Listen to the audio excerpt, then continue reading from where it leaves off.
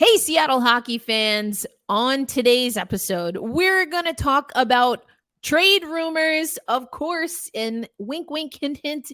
If you're watching on YouTube, you can see where we're going with that. Plus, an interesting conversation that our colleagues over at Locked On NHL had about the best and worst free agent periods so far. That and more coming up on this episode of Locked On Kraken. You are Locked On Kraken, your daily podcast on the Seattle Kraken, part of the Locked On Podcast Network, your team every day. We are the Seattle Kraken.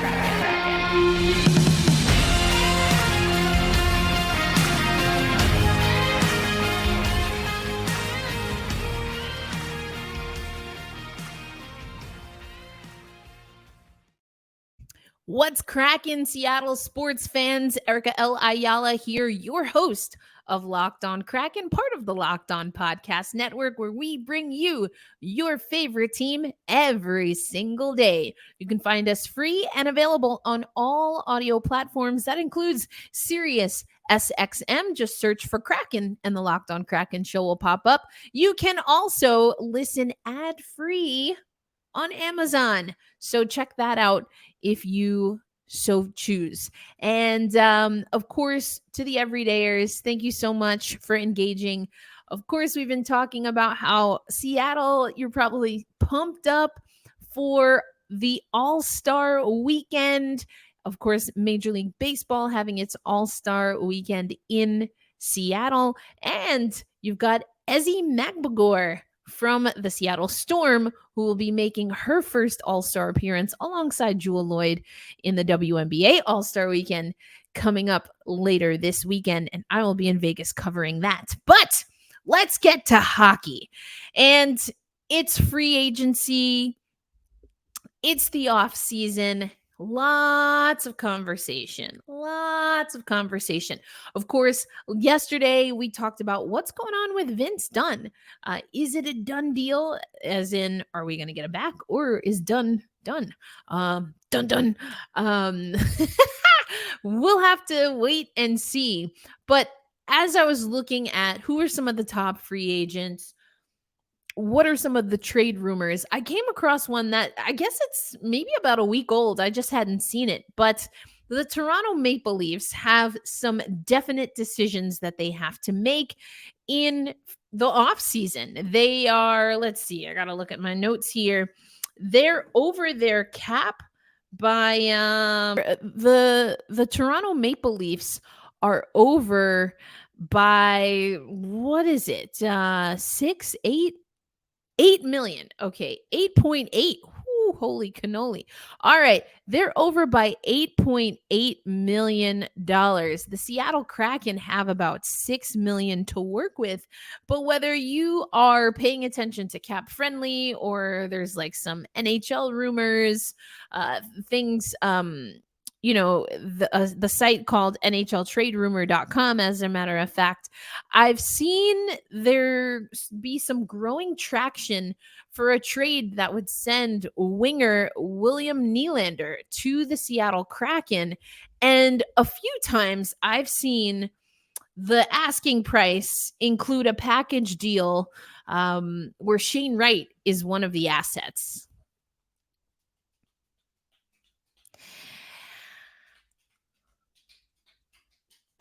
For those listening on audio, no, the audio was not, there's nothing wrong with the audio. At least I hope there's nothing wrong with the audio. That was me not only pausing for dramatic effect, but actually trying to think about how I feel about this.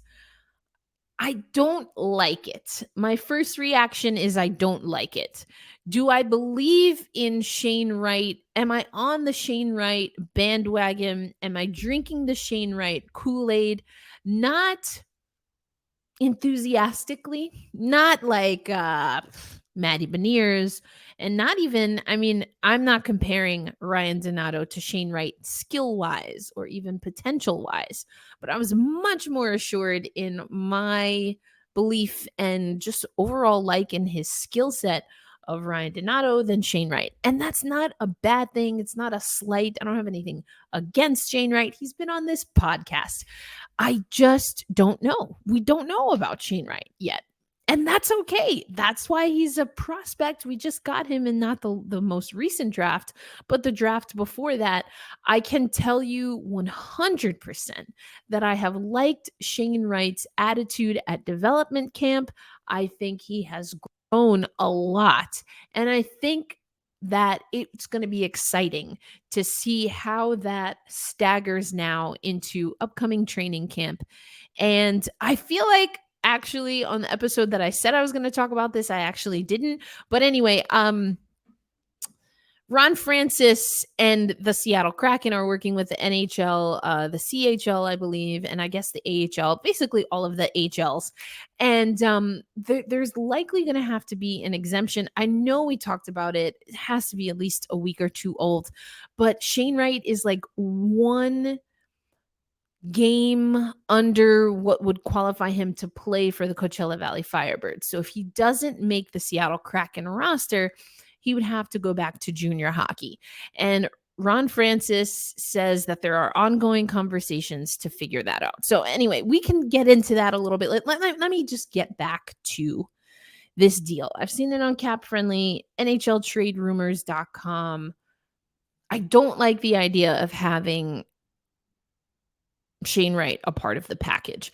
Other people that we've seen involved, I mean, again, it kind of runs the gamut, really. But I've seen conversations about Bjorkstrand, conversations about Tolvanen, maybe Eberle or Schwartz. Just, again, kind of everywhere. Obviously thinking of prospects, Shane Wright, draft picks. Here's the thing. Nylander, what do we know about him? Okay, let's take a look at what he was able to do last year, playoffs included. So he's 27 years old, 87 points, including 10 points in the 2022-2023 playoffs. Or I should say he had 87 points in the regular season, 10 points, 4 goals, 6 assists in the 2022-23 playoffs. Let me make this a little bigger for y'all because I'm not reading off of this. I'm reading from my handy dandy notebook. All right. So it probably makes more sense to come down here. All right. So he was drafted 8th overall in 2014 by the Toronto Maple Leafs. Apparently, it's trouble in paradise, and Nylander might be on the outskirts. There's been a lot of chatter about Toronto and what they're going to do. They have all of this star power. I mean, it's not even arguable. I mean, most people agree that they have a lot of forwards that are bona fide stars in the NHL, and yet they have really had a difficult time getting over the playoff hump. So Nylander is going to be a UFA in 24-25. So that would be next season. He's locked in at $6 million right now on his contract. The highest paid forwards that we have in our bunch right now include Schwartz and Eberle, and they're at 5.5 mil. Oliver Bjorkstrand is close at 5.4, and then the highest paid overall in that category goes to Gruby. He's at 5.9. We have 9 million cap space, but at 6, that's just what his contract is worth. The word on the streets is that Nylander wants 10.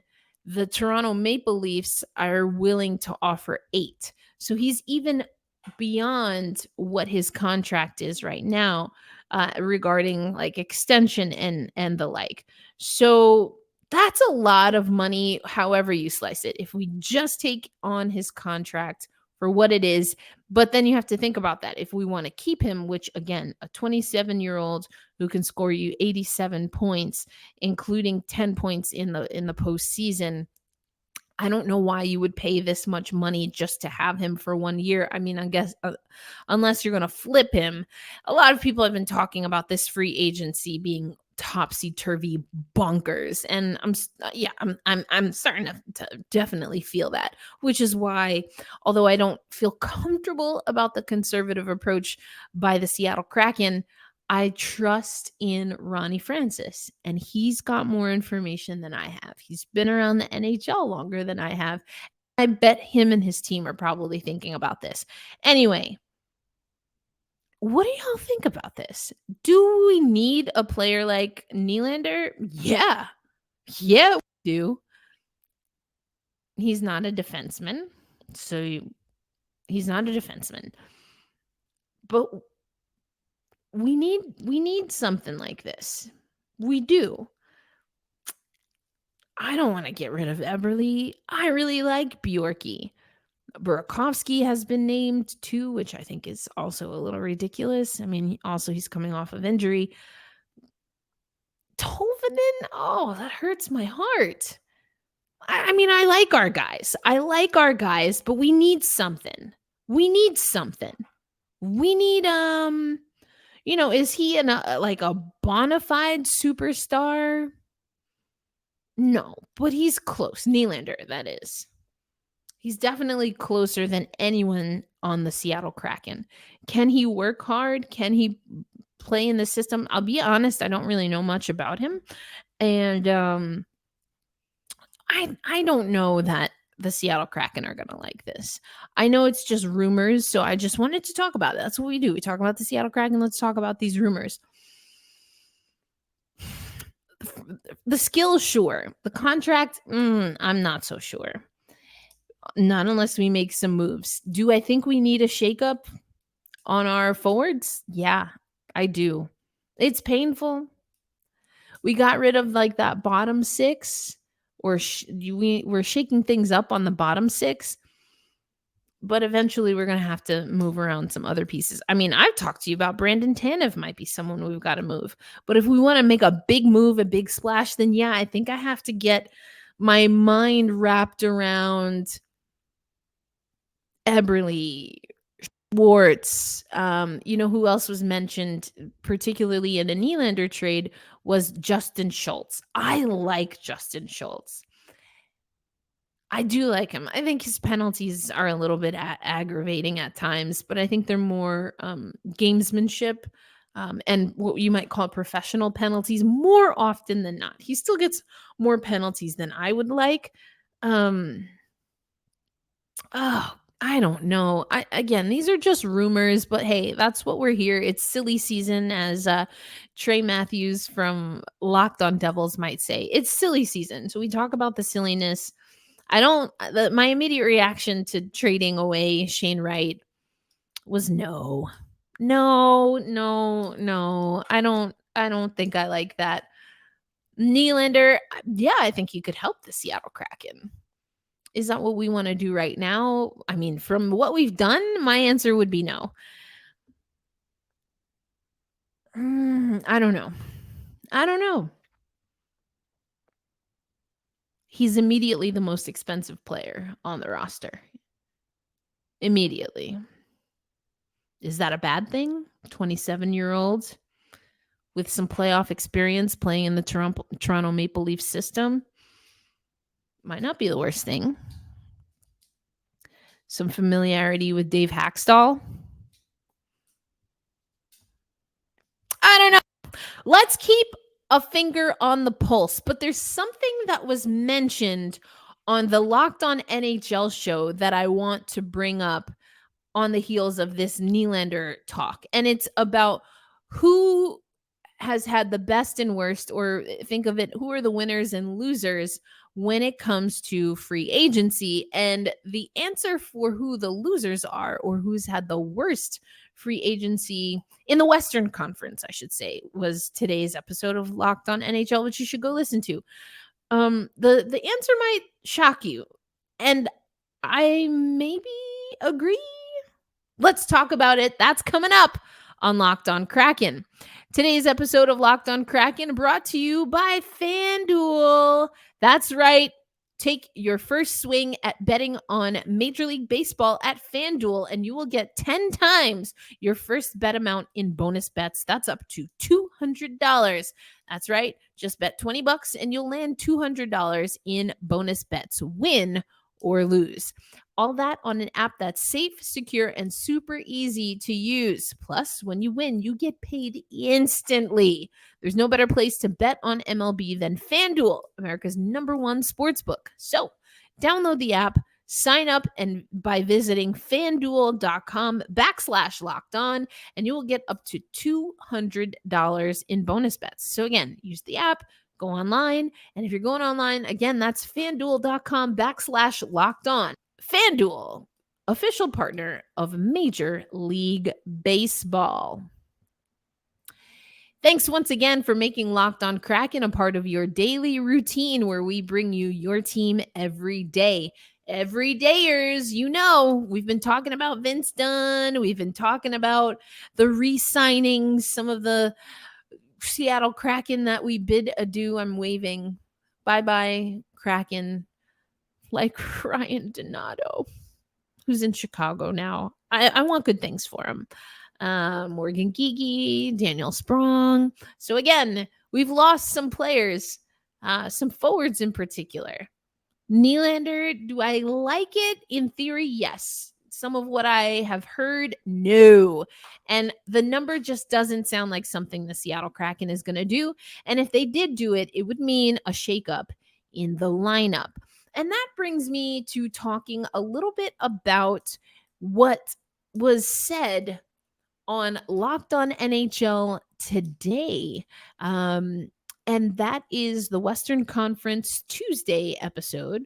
You think they would do the Western Conference on Wednesday? I feel like that's just easy baked in. Anyway, Western Conference Tuesdays, you heard from Seth of Locked On Wild and Dane from Locked On Stars.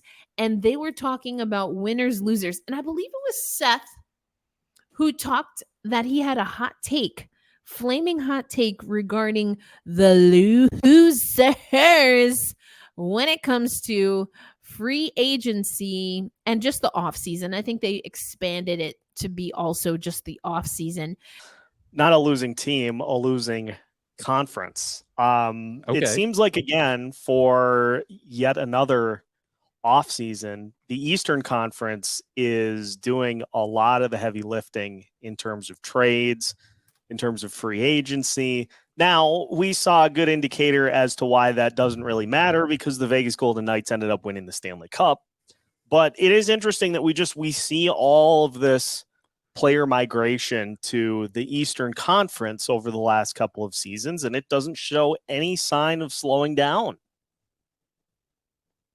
Yeah, that's interesting. I think I find myself even at the trade deadline. You notice that too, and I feel like a big part of it is probably just the draw of going to get to play for the more historic franchises. I know a lot of those are out east, New York, Toronto, especially. The draw and the opportunity to go play in a place like that, or even down south, your Carolinas, your Tampas, your Floridas. Those teams have been uber competitive over the past few years. I mean, it seems like we're just destined to get a Stanley Cup contending team out of Florida for the rest of time. I mean, it's been Tampa and now Florida's taking over. So yeah, I mean, it feels like the West is definitely dragging in a lot of areas. And especially I feel like in the Pacific Division, I feel like we just haven't seen as much movement as maybe you'd expect. And, you arguably have two of the best players on the planet out, on one of those teams in that division. Yeah, and you could piggyback off of that and put the teams that are kind of in gridlock as losers too, like the Calgary Flames, the Winnipeg Jets, who have a ton of players that want out and are not going to re-sign, and those are probably moves that are more going to be handled at the trade deadline. But also, you got to feel like those teams are frustrated because it's like, we got these guys that we're trying to unload and just haven't found a spot to do it yet. Interesting conversation. Highly recommend that you check out Locked On NHL. Of course, you make us a part of your daily routine. Go listen to Locked On NHL. And then remember that I make a little cameo every other Friday for the Women's Hockey Spotlight. And oh, baby, there's a lot going on in women's hockey. But I appreciate Seth kind of going outside of the box when it comes to, I use the term winners, losers, but they kind of talk about, best and worst. It's interesting to hear other Western Conference hosts talk about how the Western Conference is perceived. Now, neither one of those hosts, of course, is in the Pacific Division.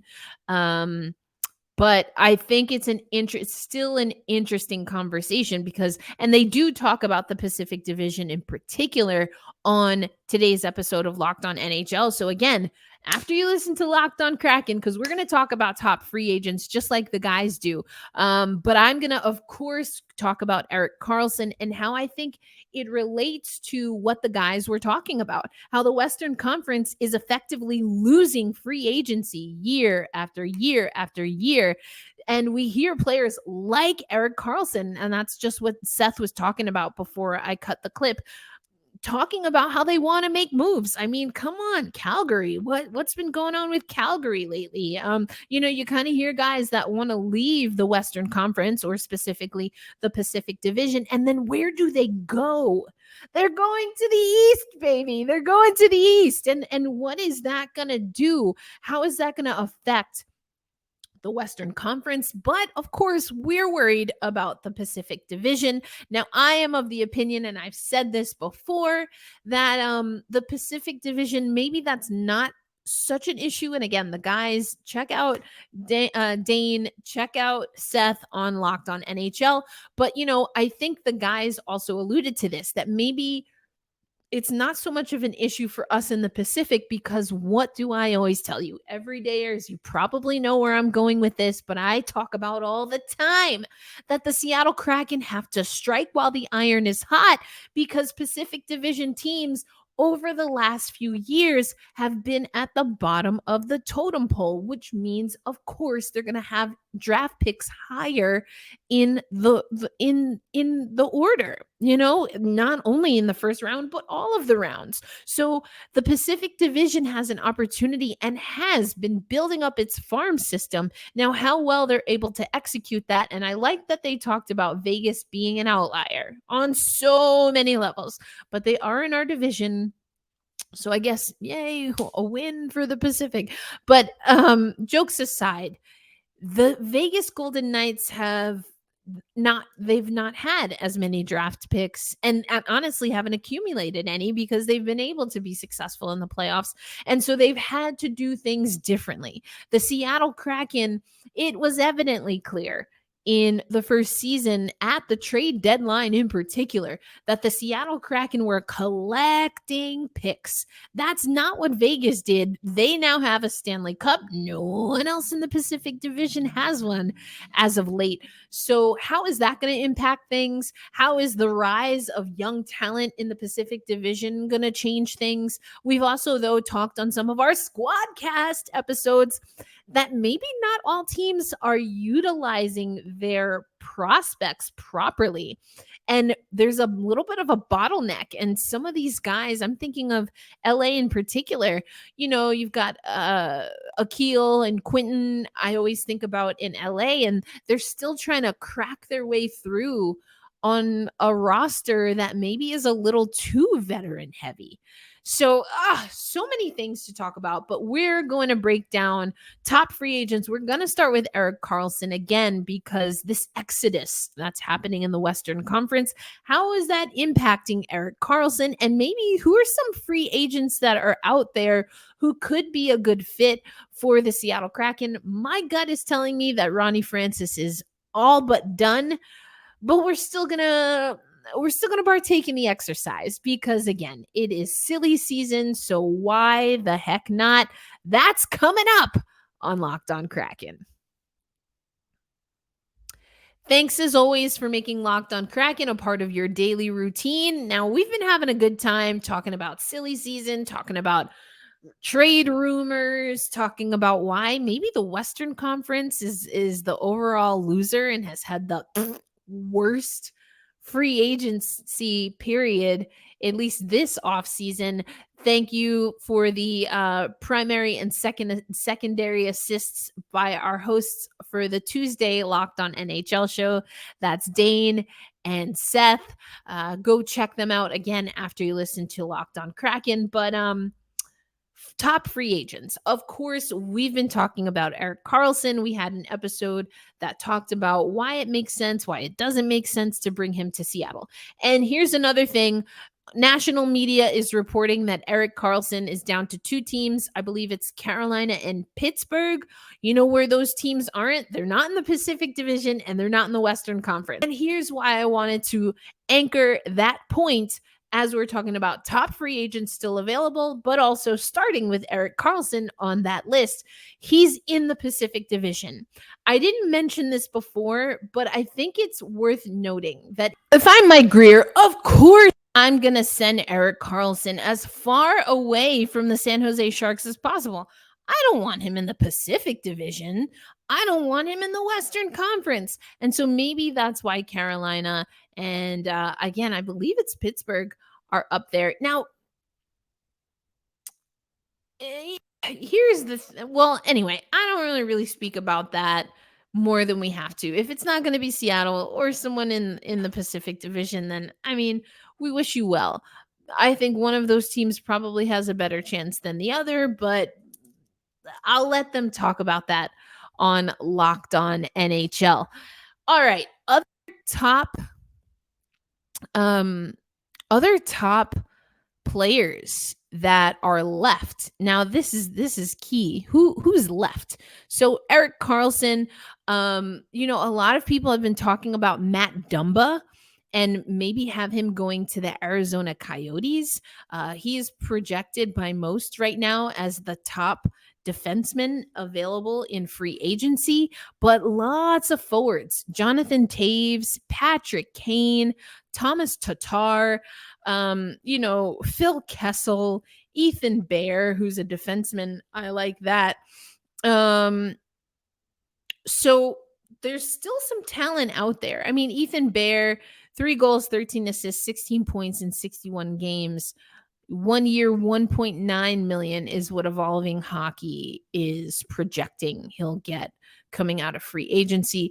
Jonathan Toews, captain, right, of Chicago, as they're trying to rebuild here. Evolving Hockey predicts he's going to look for 1 year, $2.3 million. Some people have said maybe there's a way for Toews and, even Patrick Kane to find their way back to Chicago, because Kane, he did a little stint, right, with the Rangers. So I mean, anyone looking for a short-term contract that's a top remaining UFA, I think the Seattle Kraken might look at that. Thomas Tatar, I think I'm pronouncing his first name incorrectly. Tomash is something. Anyway, Tatar, I got to call on his goals when I did the Colorado at Devils game for New Jersey Devils radio. But they're Evolving Hockey projecting 3 years, $3.89 million cap hit. He had 20 goals, 28 assists in 82 games for the New Jersey Devils. The Devils, obviously a team on the rise. Can they remain a team on the rise? I think is going to be interesting. 3 years, 3.8. Interesting. Dumba, 6 years. Yeah, I don't think the Seattle Kraken want to do a 6-year contract. Phil Kessel, 1 year, 1.2. I'm not super impressed. I'm also a little bit biased because Best Kessel has a very specific meaning for me coming from women's hockey.